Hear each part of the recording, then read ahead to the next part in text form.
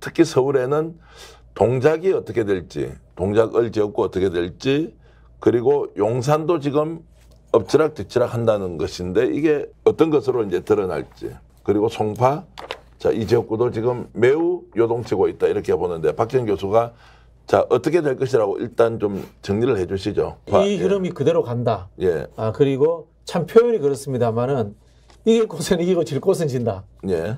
그 이야기는 뭐냐면요. 바람이 불었습니다만은 바람을 받칠 수 있는 조직, 그 다음에 후보의 개인기가 있으면은 그 바람을 타고 가는데요.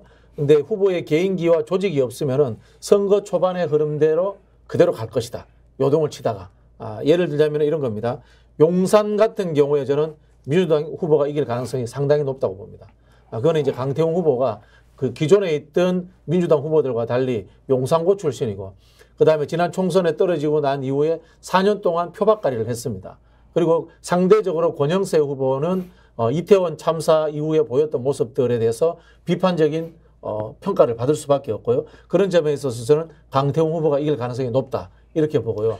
반대로 동작을 같은 경우는 저도 장담은 못하겠습니다만은 저는 아직도 나경원 후보가 이길 가능성이 조금 더 높다 그렇게 봅니다. 선거라는 것이 이 바람이라는 것과 그 다음에 유세차 타고 다니면서 뚱땅뚱땅 하는 게 흐름을 좌우합니다만은 실제로는 바닥에 2, 3천 명 정도의 자기 조직이 있어서 여론을 받칠 수 있어야 되고 역풍이 불 때 그걸 또 구전이나 이런 것도 막아낼 수 있는 그런 실력이 있어야 되는데 안타깝게도 유상용 후보가 늦게 결정이 됐고, 그리고 그 지역이 최근 몇 년 동안 민주당이 당 조직 관리에 소홀히 했기 때문에 저는 2,000표, 3,000표로 결정나는 곳에서 있어서는 쉽지 않을 것이다. 이렇게 예측을 합니다. 동작을 어떻게 보십니까? 지금 유상용 후보가 여론조사상으로는 뭐 박빙 우위, 박빙 유리 이런 상태가 되고 있던데 박 교수 얘기대로 그렇게 갈까요? 아니면 뒤집어질까요? 그러니까 지금 특이한 양상이 뭐냐면 언론의 여론조사가 보도가 돼서 만약에 열세다라고 나오기 시작하면 정권 심판의 유권자들이 결집하는 현상들이 발생하면서 다시 뒤집어버리는 현상들이 나타나긴 해요.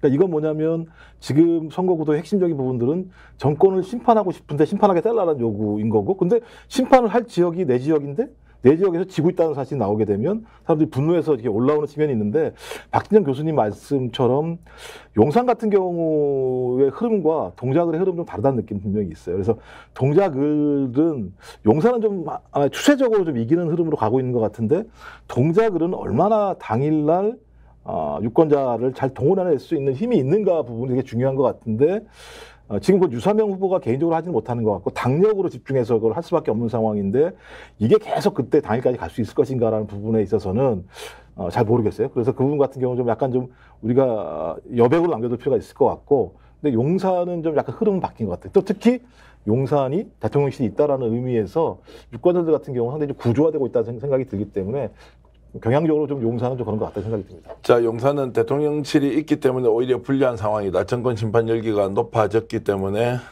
결국 민주당 후보가 당선될 가능성이 높다는 것이고, 동작을 같은 경우에는 유상용 후보가 조금 어렵지 않느냐. 여론조사상으로는 본인이 앞선 조사 결과도 있습니다. 자, 그래서 제 예상이 틀렸으면 좋겠습니다. 틀렸으면 좋겠는데 말씀하신 것처럼 선거 당일날 잘해야 됩니다.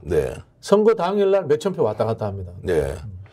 자, 그 말씀은 이제 유권자들이 뭐 후보의 표현이나 어떤 운동 방식 때문에 바뀔 수 있다 이런 것처럼 들리는데, 저는 좀 다르게 전망하겠습니다. 수도권도 지금 특히 서울 지역도 아마 동작이라는 지역구가 일종의 바로미터 기준점이 될 건데, 동작을 지역구에서도 유상용 후보가 이길 가능성이 저는 높지 않느냐 이런 생각을 하고 있고요.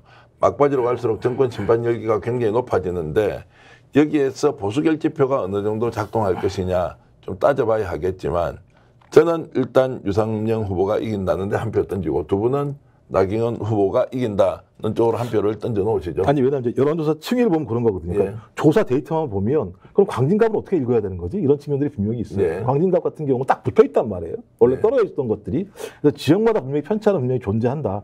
말씀하신 전체적인 차원에서는 정권 심판이라는 구도가 딱 밀고 가고 있습니다만, 얼마만큼 마지막까지 최선을 다하느냐, 그러니까 허점은 거기서 나오는 것 같아요. 정권 심판에 대한 요구가 매우 높기 때문에 느슨해지는 측면도 분명히 있습니다. 시간이 지나면 지날수록. 근데 특히 이런 지역 같은 경우는 끝까지 긴장의 끈을 놓치지 않게 되면 오히려 우르르 무너질 수 있는 친구들 분명히 있어요. 그래서 조심해야 된다는 생각이 들고 그런 의미에서 저는 세모입니다.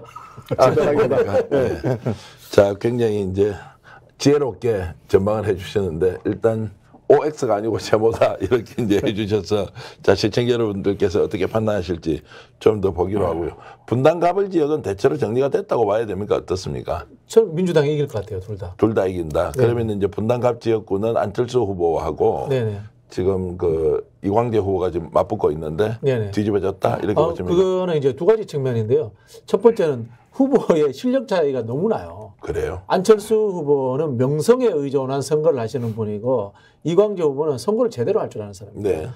태영평정, 옛날에 태백, 영월, 평창, 정선 거기에서 민주당 후보로 재선한 사람입니다. 그 당시에 그 시장 바닥 돌면서 할아버지들 마시는 잔술 받아 먹으면서 업혀다녔던 우리 광재 이야기 이게 유명한 네. 이야기거든요. 그만큼 이 현장의 선거에 강한 분이고요.